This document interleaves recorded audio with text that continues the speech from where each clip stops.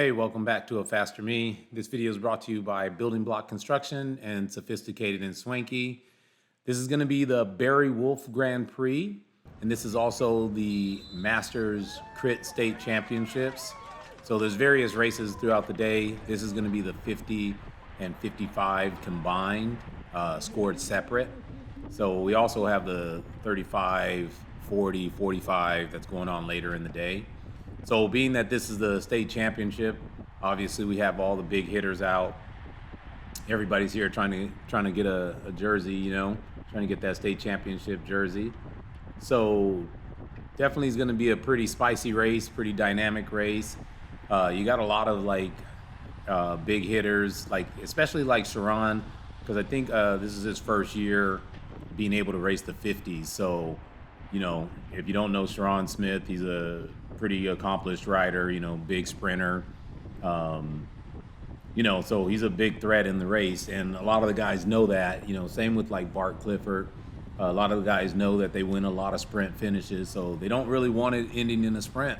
So right off the gun, if you see up the road there's two riders already up the road, and for the most part throughout the entire race, there's going to be people trying to get off the front, which is smart.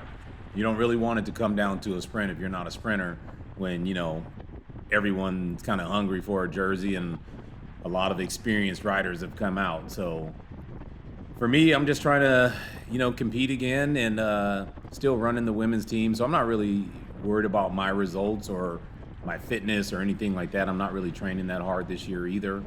So for me, I'm just trying to fit in, see what I can do, and just kind of compete a little bit and let the cards fall where they do.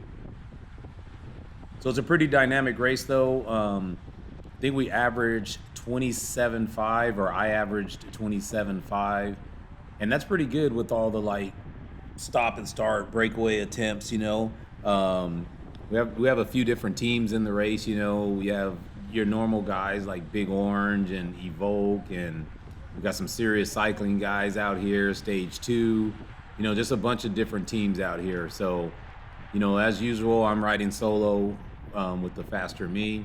So yeah, at one point, I think with all these attacks going, I find myself kind of chasing a little bit.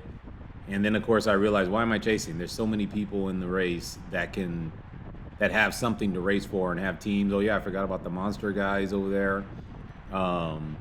There's so many teams out here that have incentives, so there's really no reason for an individual like myself to be chasing anything. The only thing I wanted to be kind of conscious of is a split of the peloton. That's always a chance when you're surging a lot and when you got guys trying to break away. There's always a chance that it may split into two larger groups. There wasn't a lot of wind, but as we turn the corner here, we're going to hit this is corner 1, by the way. As we turn the corner here, we're going to hit pretty good headwind here. So this is the only place that had any significant wind. It's not too bad. We have a pretty big group, so we punch a pretty big hole in the wind, keep our momentum going pretty good. But as far as breakaways or the peloton splitting, yeah, you kind of need some type of change in speed for that to happen. And it can happen, it can happen off of just, accelerations, or it can happen if you get a nasty crosswind or headwind and people aren't kind of working together, then of course a group can kind of separate and get off for a little while. So it almost happened at some point. I think it's coming up in a second. We're going to have a small group of about 20 kind of get away, and I'm going to actually make it to that group. So that's the only thing I was kind of concerned about, is just making sure the peloton doesn't actually split. If a smaller breakaway gets away, I'm okay with that. There's nothing I can do about it, personally, other than contribute to the chase. But, I kind of expected, or not expected, but I knew there was a good chance that, yeah, there could be a break that sticks.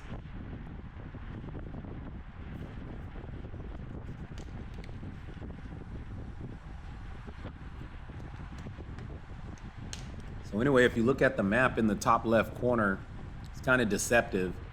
Looks like it's a 4-turn crit or a 4-corner crit, but it's really 3. On the right-hand side at the upper right, that little kink up there, I don't even count that as a turn. You'll see it, you won't even recognize it really on the video because we're pretty much just straight lining through there. It's just really it's really just 2 long straights with 3 turns. So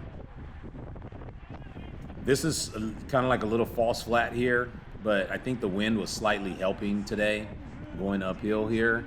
It gets a little steeper just before we turn right up here, but it's nothing significant. You know, you can see we're doing 30 miles per hour, so just the momentum will just roll you right over any of these little false flats.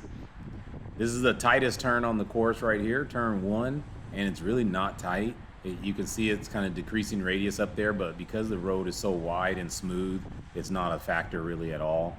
So that's basically turn 1, and then like I said, I don't even count turn 2. I just count this whole section here as another back straight. So even though there's a little kink in the road here, like, you don't really notice it. You don't notice it when you're out there, and I'm not even sure you're gonna notice it on video right now, but it's definitely not like a full turn or anything. This is it here, and that's like nothing, you know? So for me, I don't even count that as a turn. I never refer to it as turn 2 or anything like that. So for the team, I actually labeled this next turn as turn 2, even though technically it's turn 3. But I really just labeled this next turn as turn 2. And turn 2, this turn that we're coming up to, it's kind of significant, you know? Anytime there's like a crash, it's typically in this turn. Every once in a while coming out of the final turn, but often it's coming into this turn. And it's nothing special either. It's just a 90-degree turn. It does narrow a little bit, but really only in when you're like well over 30, you know, your line has to be a little more precise. But other than that, it's nothing. And then we go here until the final turn. I consider it turn 3. Going into the final turn here, it's the same thing. Nothing too significant, just a regular 90-degree turn. It does decrease in radius just a little bit because the road turns back to the right. But overall, it's just, you know, kind of like your standard turn there.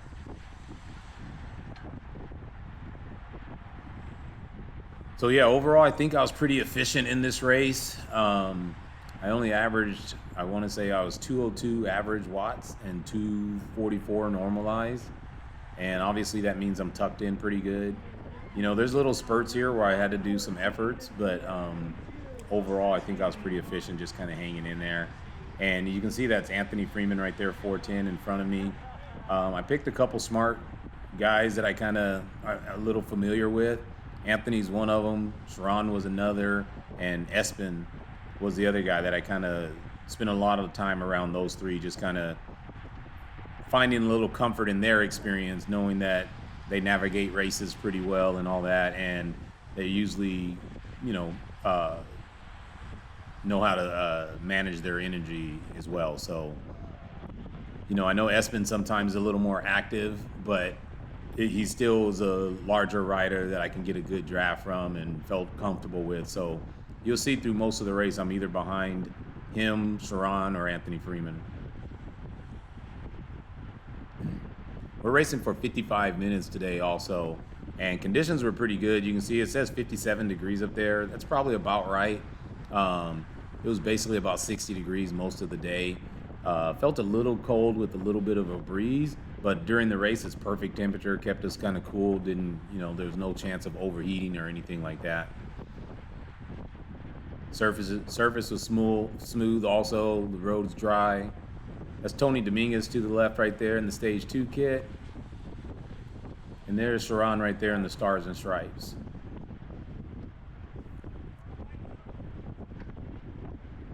So we're pretty chill right now, 24 miles per hour. That's, like I said, we average 27, so anytime we're below the average, it's pretty chill.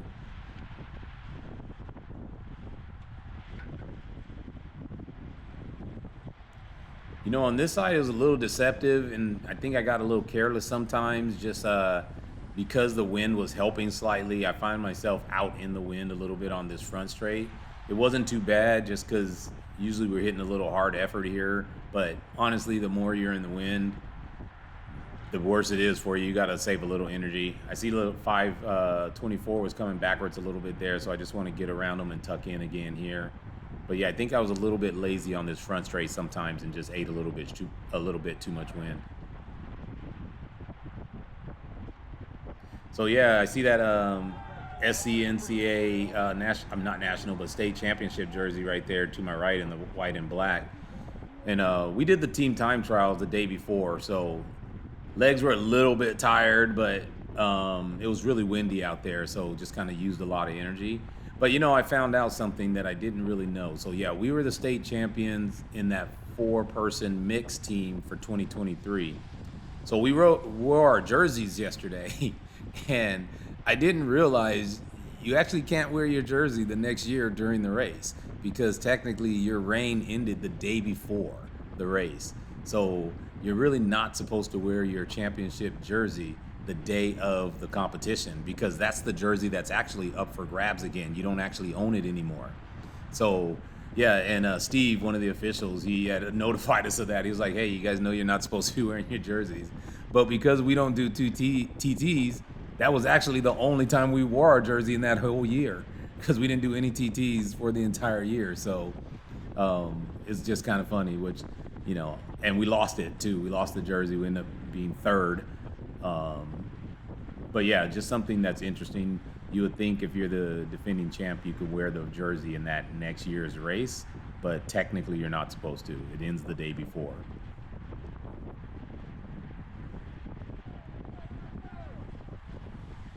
So yeah, the pace is still pretty chill right now. I don't know if there's someone actually off the front. I don't think so because a lot of these breaks that tried to go off the front, we didn't let them live too long, and I think everybody was just really paying attention to who's in the break. Like, was it someone that can go the distance, can go 55 minutes, and keep the group away? So I don't really know everyone still. I know some names, and I know people are ex-national champs, ex-state champs. Some of them are ex-World Tour riders and ex-Olympians, things like that. So I don't really know everyone. I know their name a little bit, but I don't recognize who everyone is and stuff like that. So I kind of relied on the experience of the group to say when something was dangerous or not, and if it was something that needed to be ran down or not.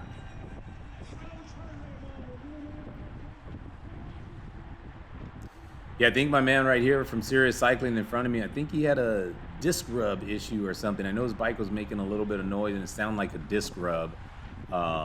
It's definitely something like kind of either, if it wasn't the disc, then it was something like in the drivetrain, something in that area, because it was kind of, it was rhythmic and circular, like with his either wheel turn or the pedal strokes.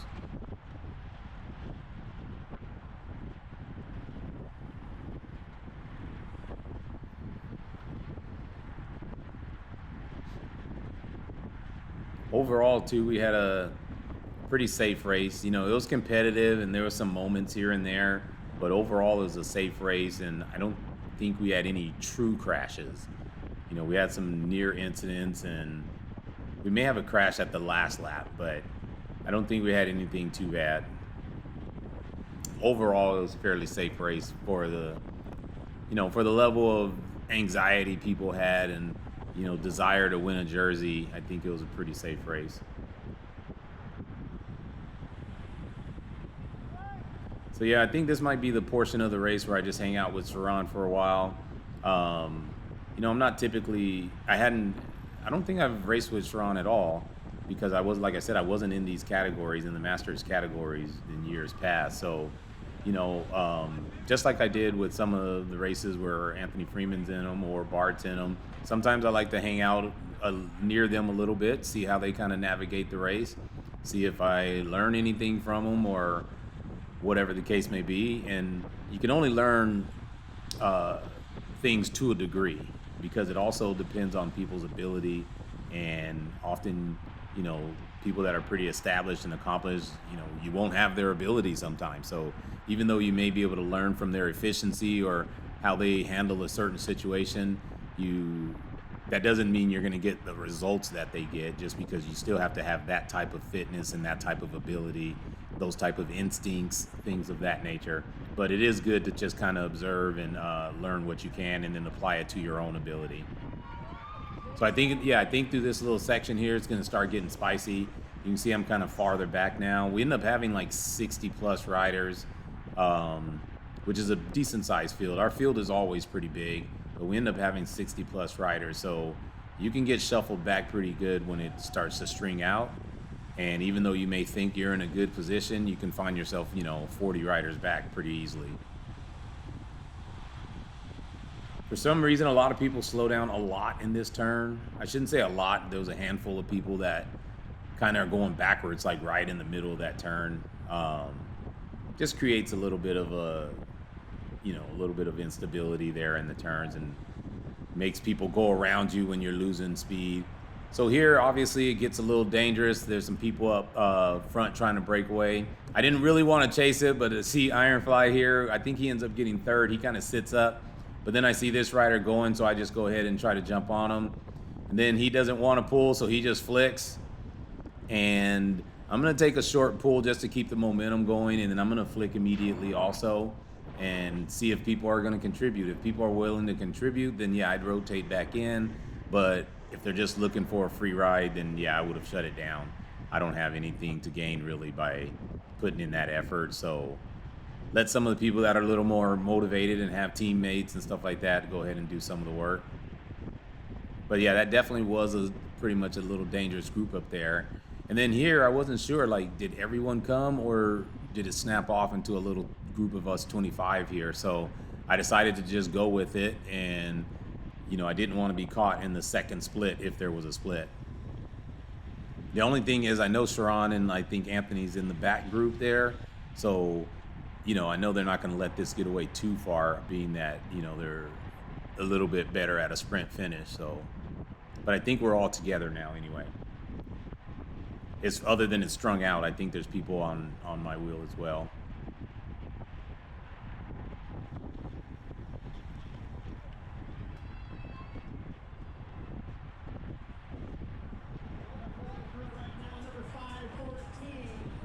Yeah, definitely all back together.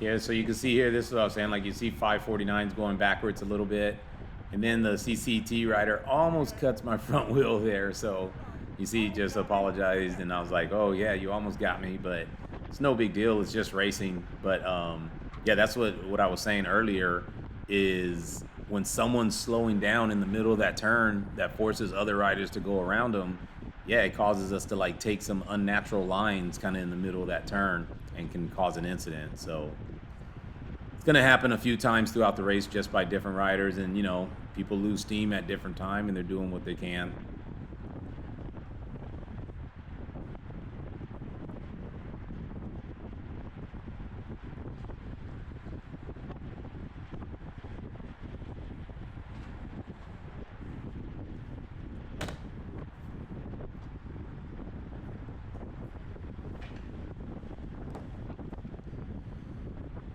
You see some games being played up front again, a little bit of weaving going on, a little bit of positioning.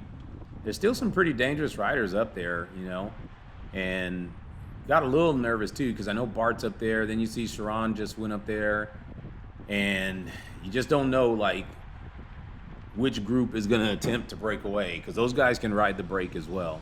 They're they're known for their sprint finishes, but they can ride a break just fine. And obviously, when they're in the break, sometimes it's game over because they can often outsprint a lot of the guys in the break. So I see Monster moving up to the right, so I think I'm going to jump on that, use a little bit of his momentum. I'm a little late to the party, but still get a little bit of a slingshot draft to be able to move up kind of easily, not use too many watts, and then just try to hug the side of the group here and get a little draft.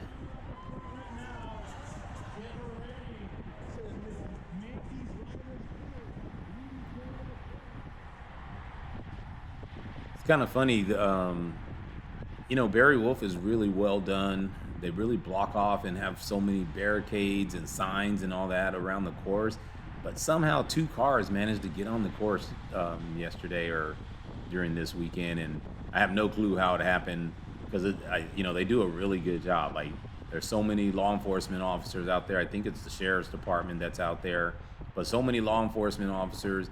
They usually have it blocked off, it's taped off. You can see all the cones and tape, and yet a couple cars still managed to get into the course and circulate during two of the races.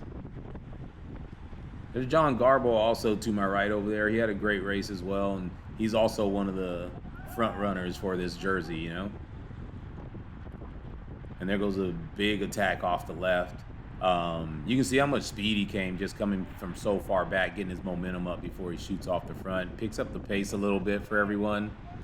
And then there, I don't know, rider in the blue tried to jump in, so you see Sharon having a pretty serious conversation with him because I think he tried to get into a spot where there wasn't really a spot there and kind of rubbed him off. So they had a little bit of a conversation.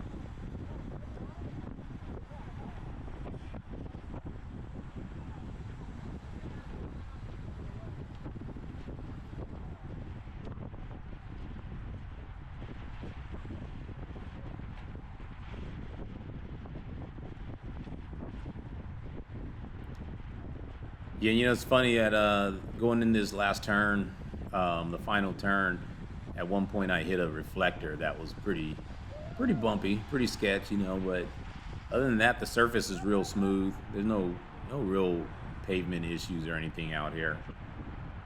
Not too many hazards or anything as well. The road's pretty wide. I mean, you got a full 3 lanes and a bike lane, so we definitely have plenty of room to navigate around and, you know, use up the entire road if necessary.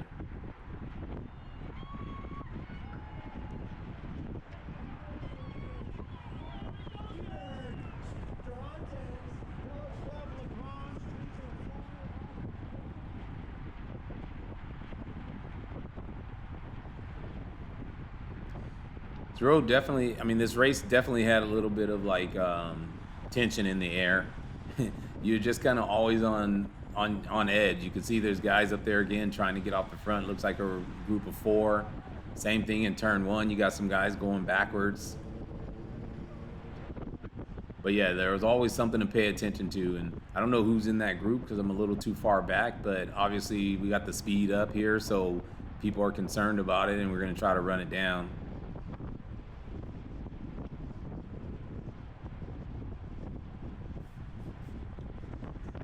So I didn't want to do this effort, but I can see the gentleman in green was kind of dropping back there. So it's not like it's a big effort, but yeah, you never want to let wheels kind of open, especially when it's high speed. Even though it's you might be doing low watts, but that high speed just takes a little bit of effort to close it down.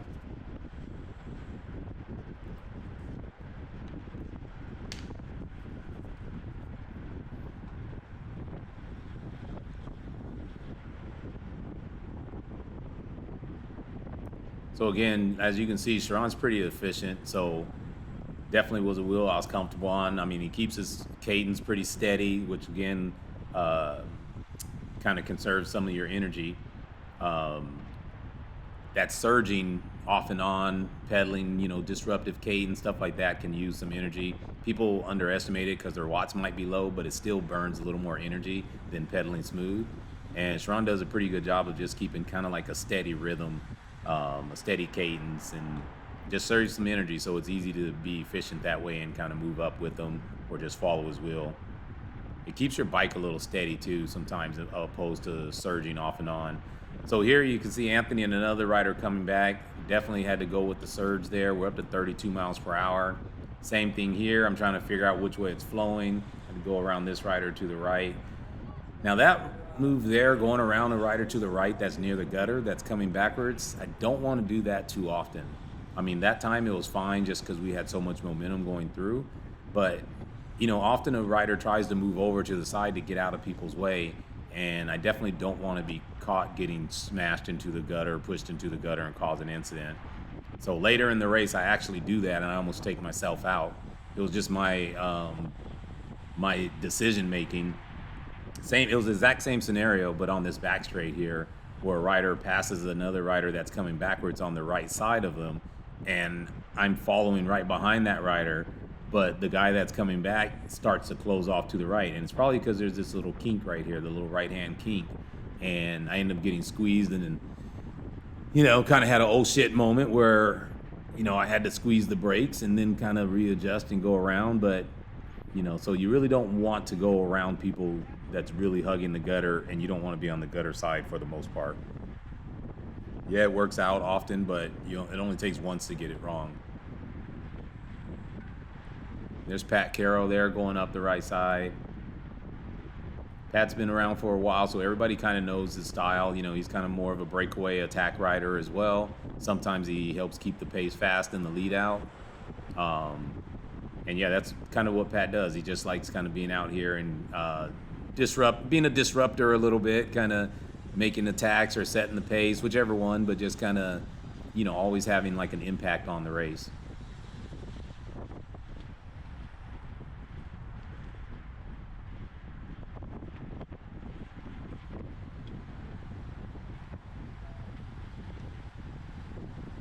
Definitely got the speed going down again. I don't know why, but one of these laps, we just completely parked it coming out of this final corner here. And you basically almost ran into the back of people just because they just parked it coming out of the corner,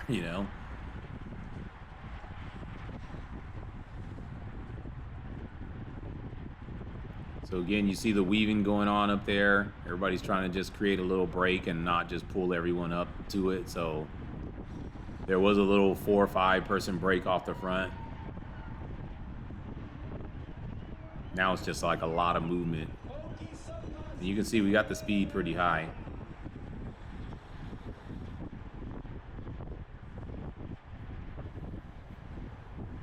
So we're just at about the halfway point through the race. Like I said, this one's going 55 minutes today we normally race 50.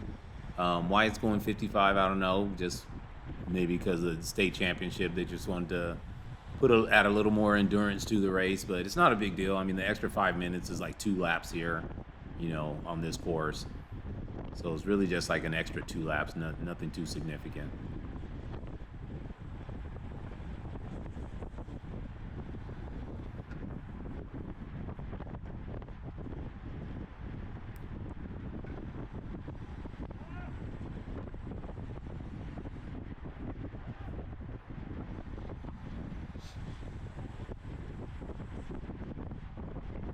Yeah, I was a little bit surprised at, the speed. Because, yeah, it was just so much surging. I didn't think it was actually that fast. You see the Volk rider coming up here, too. He kind of squeezes into a spot that's not there.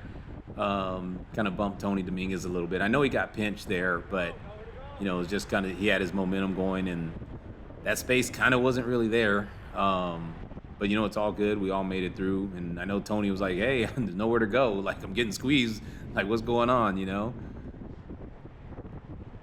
Got another rider coming backwards there. It's hard when you get guys coming backwards right at the apex of a turn, Like I said, it just creates a little bit of some unnatural lines sometimes, and it makes people make a decision of going inside or going outside of them. And hopefully that person holds steady and, doesn't move too much one way or another.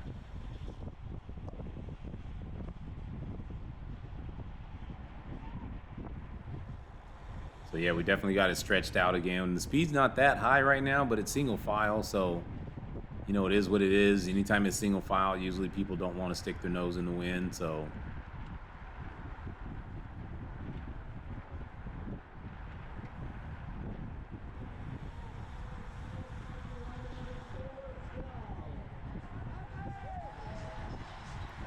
Just had to get me a little drink. I don't usually drink or take goos during the race. I usually I'll take my nutrition right before the race. Don't race long enough really for me to truly need another one. But you can always use another one. It's always good to kind of top off if you have an opportunity. After say a good 25, 30 minutes, it's good to top off just to have a little bit of energy at the end of the race. It's just I typically don't do it. I'll typically take a drink or two. And, I have some calories or electrolytes in my bottle, and that's usually good enough for me.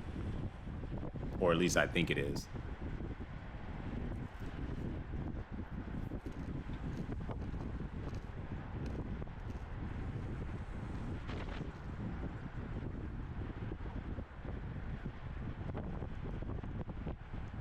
Yeah, I don't know why during the recordings, maybe I need to clean my computer out or something, but can't really see right now. Like the computer's been like freezing a little bit during my voiceovers sometimes. So hopefully it smooths out again and I can kind of see exactly what's going on at the right time.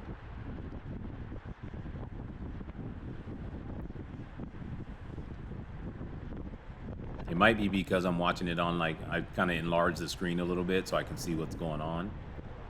So it might just be processing, too much processing going on at once.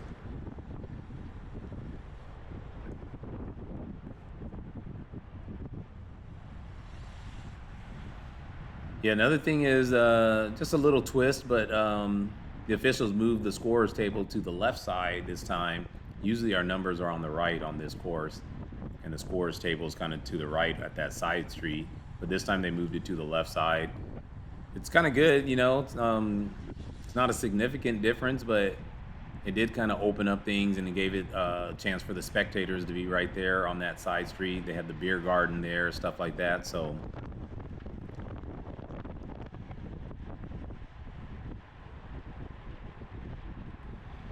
rider 428 right here, he has a good finish in the overall. I think he ends up finishing 5th overall, which is a great finish.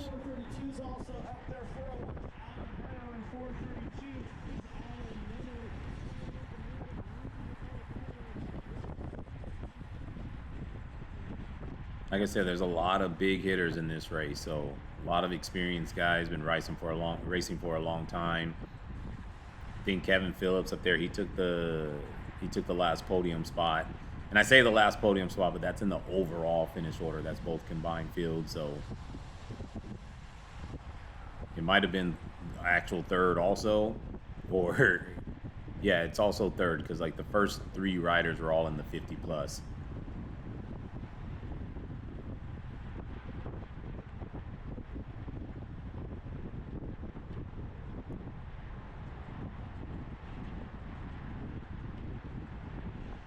So this is the situation I was talking about here, where I went to the right side, and then the Evoke rider, you know, he was going backwards, so he moved over a little bit.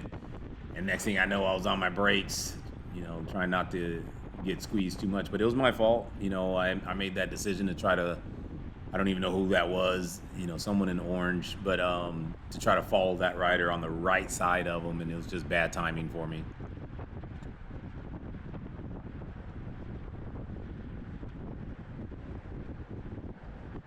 But honestly, it's like, you know, it's unnecessary. It's nothing. I mean, it's not. I wasn't desperate. There's no reason. Like I didn't need to, you know, desperately move up at that time or anything.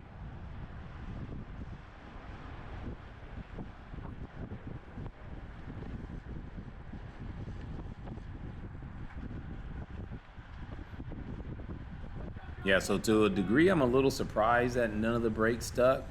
But at the same time, it was good that, you know, we had enough people motivated to make sure that none of them got off the front too far.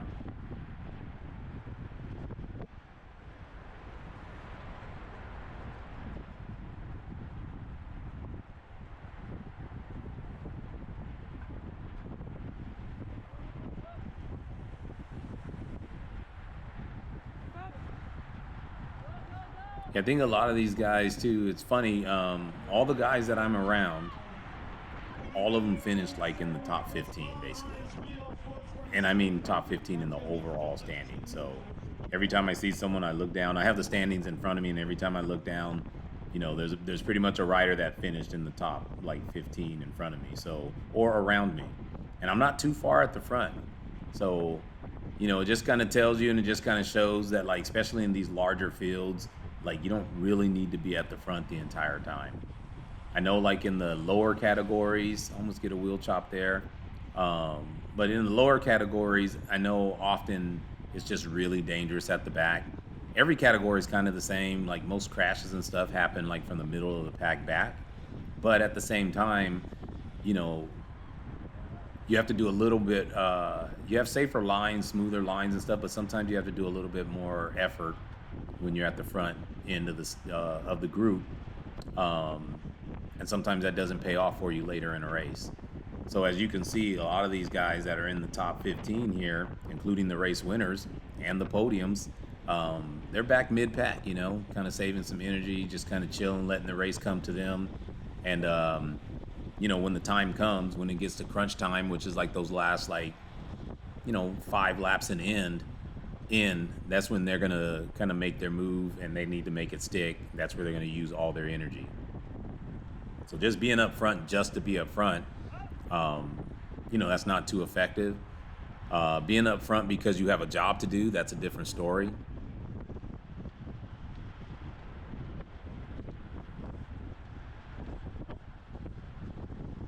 Yeah, so I got some little screen freeze going on again, so I cannot see what's going on here. And unfortunately, it still records when it's freezing like this. So yeah, the race is going on without me being able to see it.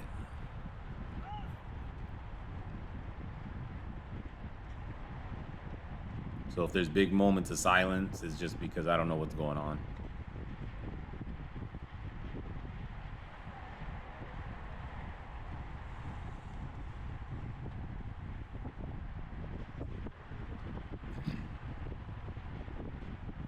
I would say though, there was no banner or whatever at the finish line this time, so it's not that big of a deal. But it did confuse a couple people because there's multiple lines at that intersection there. The finish line is the thinnest line there, and unfortunately, there's 2 sets of crosswalk lines there. So some people didn't realize. I remember seeing someone kind of bike throw at the first crosswalk, which that wasn't the finish line. It was the second crosswalk, and it was actually the thin line before the second crosswalk. But yeah, there was no banner or whatever it's called, the like the inflatable. There's no inflatable finish line there, so I don't know why they didn't have it this year, but I think that's the only improvement that really could have been made that I saw, is just having the finish line be a little more distinct, and that banner would have helped it. That inflatable finish line would have helped it a little bit. And that's Espen here in front of me.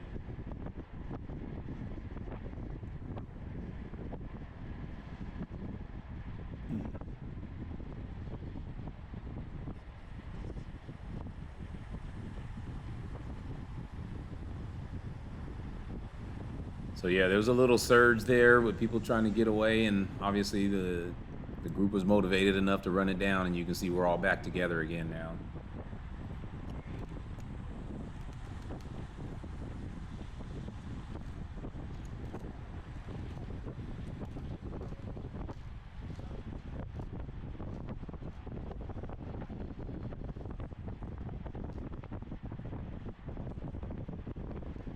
Yeah,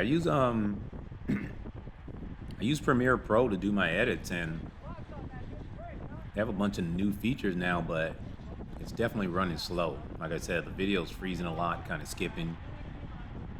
And it just started doing this like the last week or so.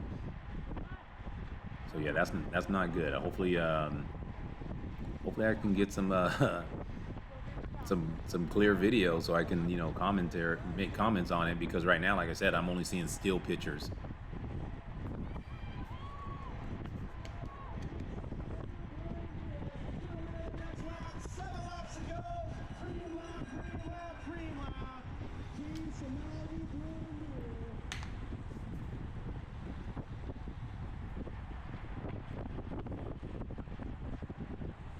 I think I'm gonna try to make it small again and see if that would help a little bit.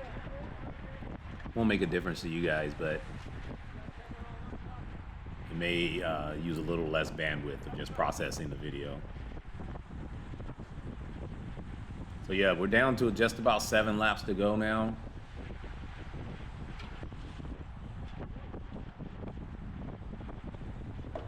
And anytime the lap counter comes out, that's when the race kind of gets real, basically. All those other laps, they're kind of trivial, you're basically just not letting anything significant happen. And then, like, when they start counting laps down, usually they start at 7. And after that, that's kind of like when the race actually starts. That's when your position matters all race, but this is when,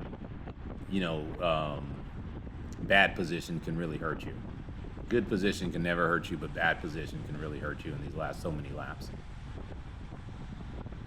Especially, sometimes, you'll think you have time, and then, something to happen and the pace will just pick up and it'll be stretched out the last 3, 4 laps. And, it gets kind of hard to make your move sometimes in a thick peloton like this when it really gets going pretty fast. Because like I said, you can be in 20th, but if it's stretched out single file, 20th position is pretty far back.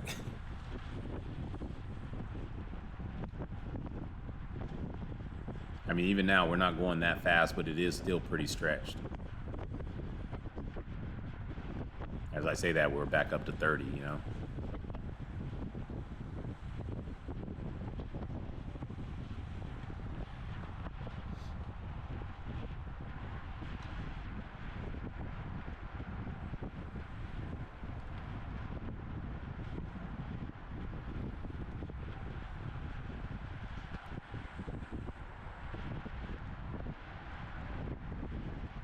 Yeah, it's significant when you see people coming backwards that you have to be able to read the flow of the race.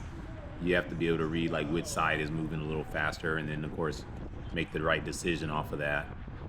It's not that big of a deal, but it does make you can cause you to use a little energy if you pick the wrong side, lose a couple spots, or then have to pick up your speed again.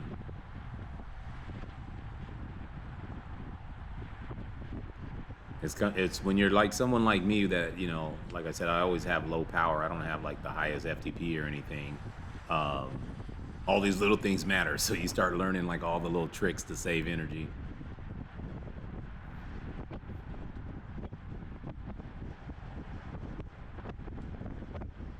Sometimes like now I'm eating a little too much wind, but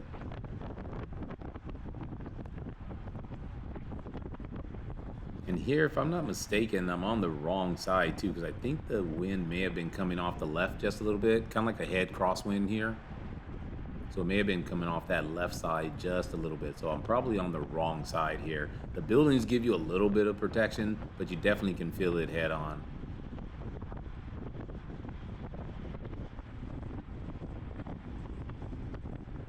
You see Pat just kind of looking to get back in so he can recover.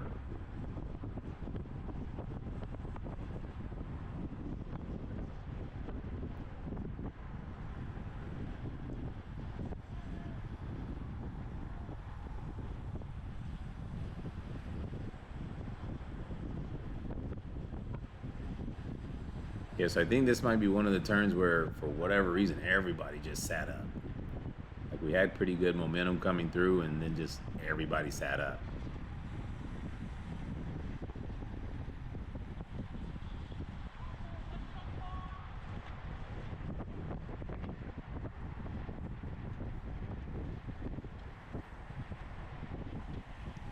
Yeah, so we're definitely down to only, a handful of laps to go, maybe 5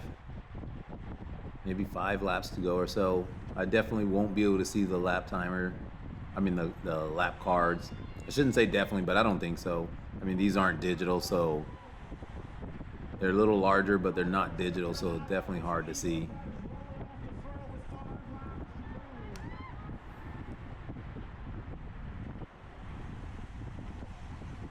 So yeah, I see Bart's team up there. Bart comes through trying to get up there to what I'm guessing is going to be some type of lead out. He has like 4 guys lining up at the front.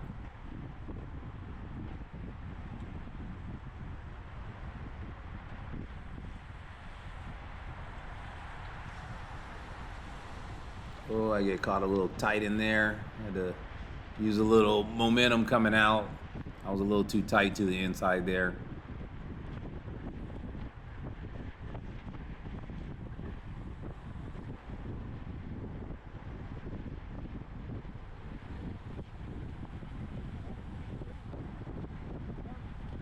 The stage 2 guys having a conversation. They know it's only a couple laps left as well. Sharon comes and slides in. Now, with only so many laps left, I should have consciously made a decision to stick to his wheel at this point and just see how far I can carry it, just see how far I can stay on his wheel on these last like so many laps. Definitely that would be a good way to learn some things, a good way to learn how to move, how to navigate, really just how to finish. especially late in a race like this, is just about positioning. Like just positioning alone can get you like a top 10 finish, without even a great sprint or anything like that. Just being in the right position, kind of finishing up strong and not being shuffled back.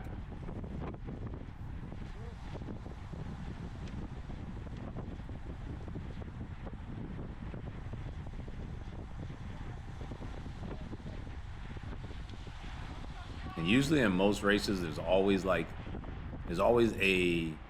choice you make. It's either a choice you made on the right side that gets you into good position and a good finish, or there's a not so good or bad choice you make that kind of shuffles you back, or makes it very hard on you to have the finish that you want. And today I didn't really have any big goals, any big expectations. I just want to get out and compete and, like I said, race when I can, when I'm not doing too much for the girls. We're about to go to Tulsa in a couple weeks, and only the girls are racing. I'm not going to race there. I'm just going to be there for them for the support, and if they need me, bike help or anything like that. So I'll probably race this weekend. I race this weekend. I'll probably do CBR, and then after that, just go kind of be team manager or whatever at Tulsa.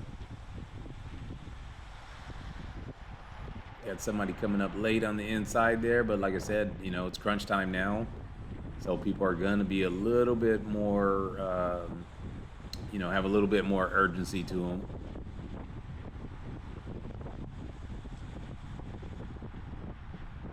So as you can see, I've already drifted off Sharon's wheel. I didn't make a conscious decision to really just stick to him, but it's something I probably should have done. Like I said, there's Sharon to the right, there's Anthony Freeman to the left, there's Garbo over there to the right. Any of those three guys, they're usually there at the end. They usually put themselves in position to have at least a chance. So I should have just picked one of those guys just to kind of learn off of them and, just see how they navigate the end of the race.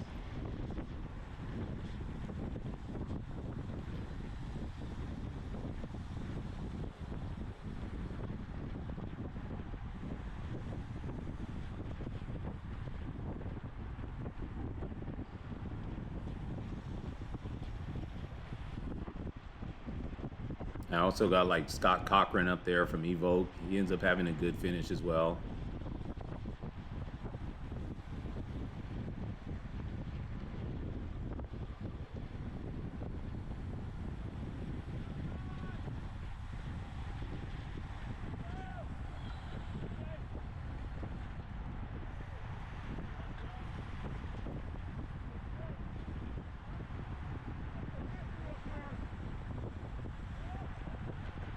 Yeah, this is frustrating. The video's kind of like just frozen at a certain point, so I know we're somewhere on the front straight, but don't know exactly where or why it's freezing.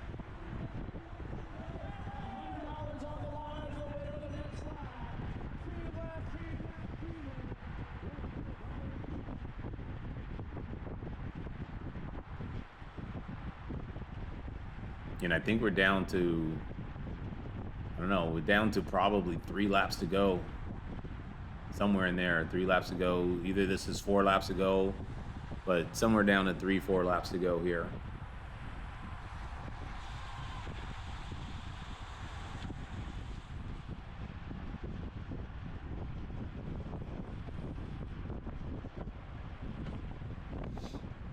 For someone like myself, it's always a little, it's always a little sensitive moment of like, when exactly do I want to be near the front? What position do I want to be in, and how far up do I want to go? I definitely don't want to be at the front right now, but what position should I be in here? Like, it's 3 laps to go. How much energy do I have left? How much money do I have to spend here? So again, I got Anthony Freeman in front of me. Again, usually I know he's going to be up there somewhere. He ends up having a good finish too, a solid finish. So again, I should have just consciously make a decision and kind of mirror one of these guys, but kind of float around, do my own thing. And, at the time when you're in the race, sometimes you're just like looking at the flow. You lose a little patience also, and you kind of move to the left, move to the right. and next thing you know, it was the wrong decision to go that direction, Or sometimes you just don't put in the effort. You don't, at some point, you got to stick your nose in the wind and make a little bit of move to get you in the position you want to be in.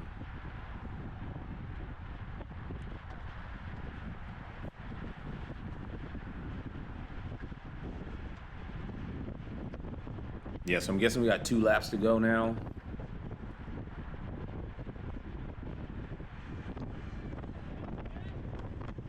I think I should have did a little better job of moving up behind that rider there. I don't know if that's... There's a cameraman there too that I almost ran over. He didn't flinch, but he's on the racetrack or the course, and I need that room over there, so he didn't flinch. But yeah, that would have been a pretty bad collision, for someone to get a photo.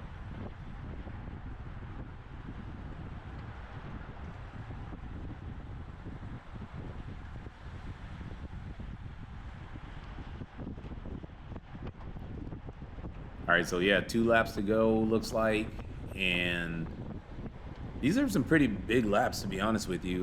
Just the course is really flowing; it's pretty fast, and I don't know why I didn't realize we were doing over 2 minutes a lap. I thought it would be under 2 minutes a lap, but yeah, there's some pretty big laps. That's Tony Dominguez there. Tony usually, he's usually in the mix as well. But I think overall, yeah, I should have really picked like one of those top 3 guys when I was around them. It was just half a lap ago, and they're still not out of sight. You see Sharon's over there to the right. I don't see Anthony right now, or that might be Garble. Yep, Garble to the right over there too, kind of like in line with Sharon. Yeah, definitely could have just moved over or just kept an eye on those guys and kind of just, get attached to their hip and, see if you can stay with them. That's perfect for me right there. There's Garble right in front of me, but I'm not urgent. I don't have any urgency, so I don't shoot in there and keep a hold on his wheel. I'm still kind of there. But yeah, the urgency just isn't there. The focus isn't there to say specifically. Ooh, we almost had a wheel touch over there to the right on the inside. But like I said, people are a little bit more urgent now overall, just kind of wanting to hold position or get into a better position. So yeah, we should be going into the last lap here. We should be getting the bell lap. You can see we're up to 31 miles per hour already. Got some guys on the front trying to keep the speed high. I think Pat's up there also trying to help out keeping the speed high. So here you got guys going backwards, obviously they were on the front. And this is where I need to take a little time here to make up a couple spots. It's just, I don't like to be too hard in the inside there, and I definitely didn't want to be like towards the gutter. I know it's going to come out right here, but that was an opportunity I had to make up a couple spots there. And the issue now becomes like when it gets faster like this, as you can see, we're doing 29. We're probably not going to go any slower the entire way. It just gets pretty fast now, and now it's hard to make up like any significant spots. When you're back this far, it's kind of is what it is now. I don't even know what position I'm in. Like I said, when it gets stretched out, it gets pretty long. Even though we have a lot of time, like I said, it's a big lap. You have a lot of time. It's a very long sprint, kind of falls flat to the line. So, there are spots that can be made up. You just got to be, one, committed and in the right position and have the right timing. I'm a little far back here, just getting kind of the long draft, not really tucked in as well. And part of it because I just was a little indecisive. I didn't know if I wanted to be on the right or the left or where, and I just wasn't reading the flow of the finish of the race too well enough. So you can see how stretched out it is. So I'm a good 30-something positions back here. And then you see a guy ran off to the right there. Actually, he didn't hit a cone, I don't think, but he actually ran into the tape. Luckily, I think he saved it from actually crashing. But yeah, when you're going a little faster, your corner entry matters because it's going to put you on the line for exit, for your corner exit. So here I wanted to sit in a little bit and sprint later, but obviously people are launching and pulling away, so I had to sprint a little bit here. And yeah, it's a good long 400-meter sprint or whatever. So, it's not the best sprint for me. We're up to 36 miles per hour, but you know, it's better than nothing. So anyway, I finished 15th in the 50 plus, and I think 23rd overall out of 66. So I'm happy with it, and yeah, thanks for watching, and we'll see you next time. Congratulations to everybody that got a podium or a jersey, and we'll see you at CBR.